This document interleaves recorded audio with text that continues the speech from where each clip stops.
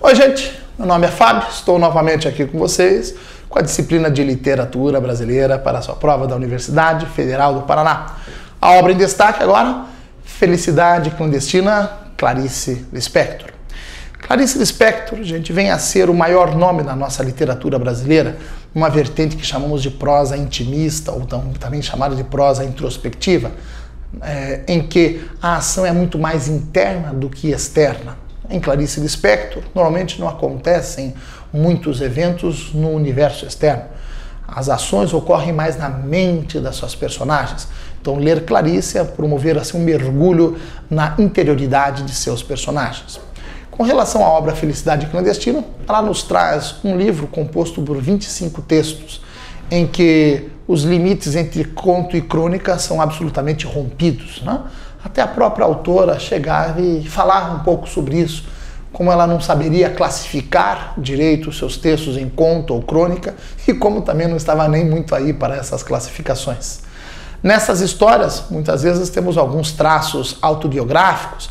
Vamos conhecer um pouco de Clarice, a sua infância em Recife, em contos como Felicidade Clandestina, texto que abre a obra, né? Ou então num outro texto como Restos e Carnaval, Clarice também ainda pequena.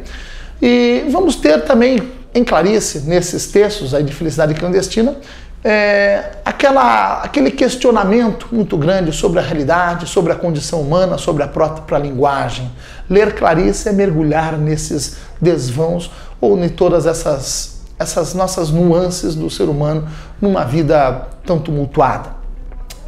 Em Clarice Lispector, em Felicidade Clandestina, notamos que os personagens, normalmente os seus protagonistas, né, sentem uma espécie assim de um incômodo, não? Uma certa percepção incômoda de uma realidade.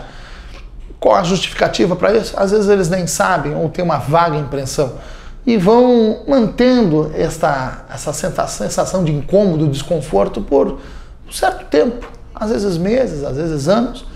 E, às vezes, diante de um fato banal do cotidiano, uma situação tão simples, eles vêm e têm a percepção súbita de toda essa realidade. Percebem, talvez, a razão daquele incômodo que, às vezes, os acompanhava há anos, né? E conseguem ter essa percepção, às vezes, um tanto mais quanto dolorosa da realidade. A esse tipo de narrativa nós chamamos de narrativa epifânica, ou também chamamos de uma prosa de epifania, em que o personagem tem essa percepção súbita de toda a realidade.